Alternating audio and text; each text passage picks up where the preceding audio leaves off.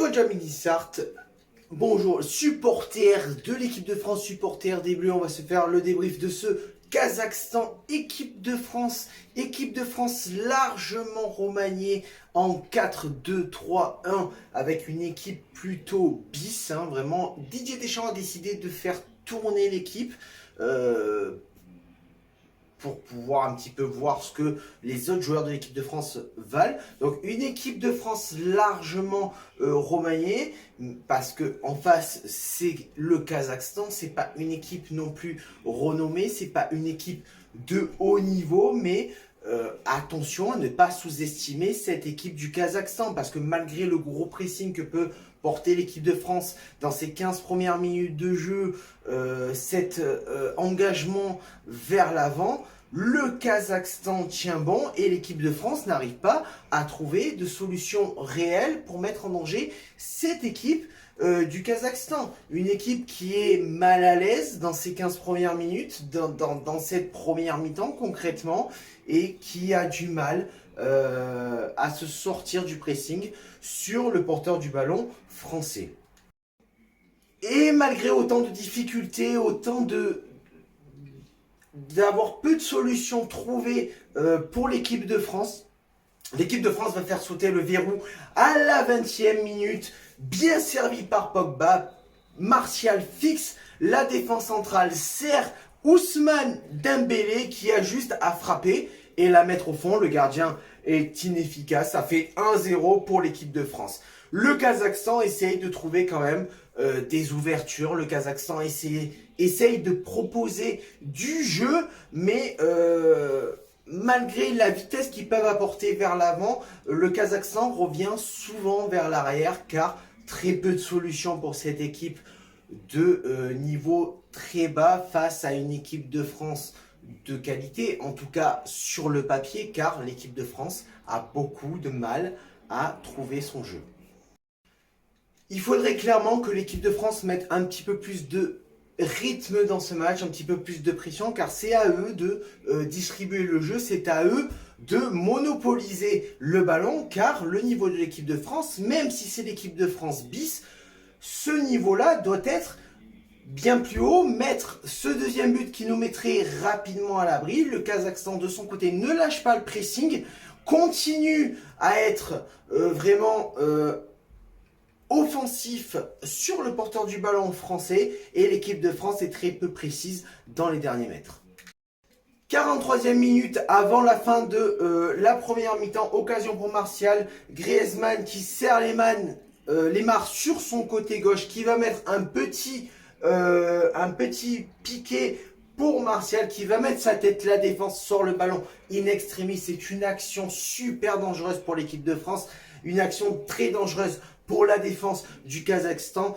S'ensuit le corner attiré par l'équipe de France au duel avec Paul Pogba, mais il va tout simplement essayer de défendre et mettre sa tête, mais va pousser le ballon au fond des cages, et c'est un CSC, c'est un but contre son camp.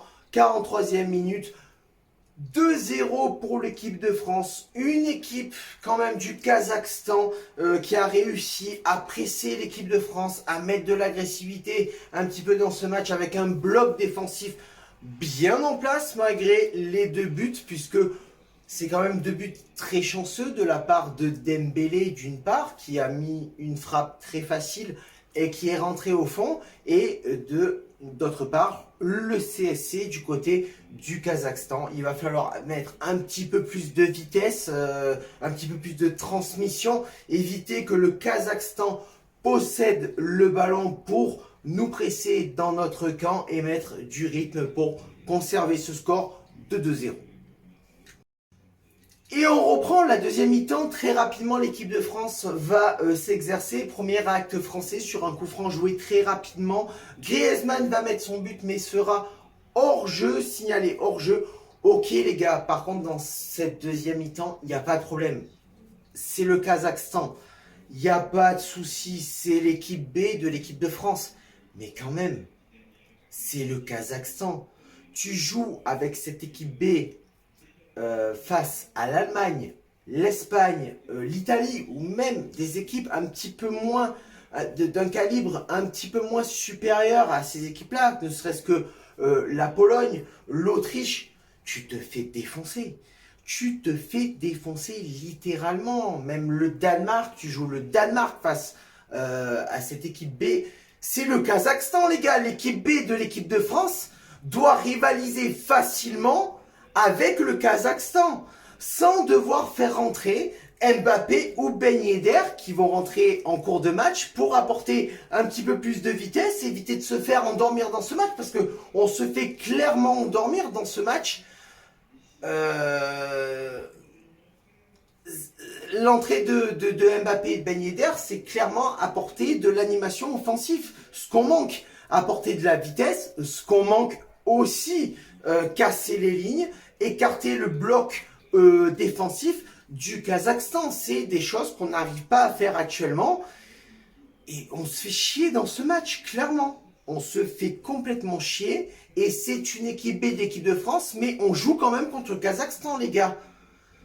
Pour une qualification, pour prendre les 3 points pour le prochain mondial au Qatar en 2022. Oh les gars, il faut quand même se réveiller. C'est quand même important. Si tu n'arrives pas à faire un match correct face au Kazakhstan, qu'est-ce que ça va être pour défendre le titre de champion du monde dans un an? Alors certes, les entrants dans l'équipe de France ont fait du bien, les remplacements ont fait du bien, mais il y a toujours ce manque d'efficacité devant les cages du Kazakhstan. Il y a toujours ce manque d'efficacité dans les derniers mètres. Ce dernier geste qui permettrait à l'équipe de France de gagner bien plus que 2-0 face au Kazakhstan. Bien plus. Avec une entrée de Ben Yedder et de Mbappé, normalement tu te dois au moins de mettre un but, voire 2, avec la fraîcheur que tu as, avec cette vivacité que tu vas apporter, ce changement de rythme que tu vas apporter par rapport à cette première mi-temps que tu n'arrives pas à faire.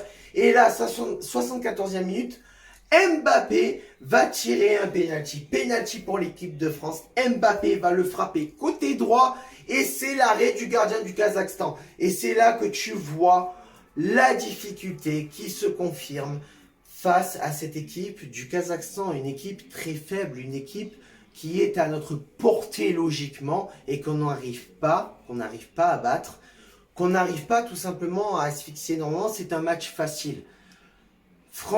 Kazakhstan-France, c'est un match facile. C'est un match que tu dois déverrouiller très facilement par tes individualités, par ta percussion, par ta vitesse, par ton animation offensive. C'est une équipe que tu dois maîtriser. Et là, à l'image du penalty d'Mbappé qui va frapper sans force côté droit, mais une panenka, papa, frappe fort au centre, je sais pas, mais une lucarne. Tu peux te permettre, c'est le Kazakhstan. Vas-y, impose ton niveau, impose ta supériorité technique, tout ce que tu veux. Tu ne peux pas faire ce que tu as fait. Cette prestation face au Kazakhstan, c'est une prestation très médiocre, même si on gagne le match, même si on prend les 3 points. Et la prestation qu'on a pu faire contre l'Ukraine prouve bien que on a des grosses difficultés et des grosses lacunes dans cette équipe de France, même si c'est pas la même équipe qui a été mise en place, même si le schéma tactique est différent, tout ce que tu veux. L'équipe de France, pour l'instant, n'est pas en place pour défendre son titre à la Coupe du Monde 2022 au Qatar. Et voilà les amis, amis français, amis niçois, amis de tout club, amis de toute nationalité, c'est la fin de ce débrief. On se retrouvera pour d'autres débriefs de l'OGC Nice. Évidemment, tu as pu le voir pour ceux qui ne me suivent pas, pour ceux qui me suivent, vous le savez. Prochain débrief face au FC Nantes avec l'OGC Nice. Sur ce, ciao viva, la Bayeta, Issa Nissa et allez les Bleus.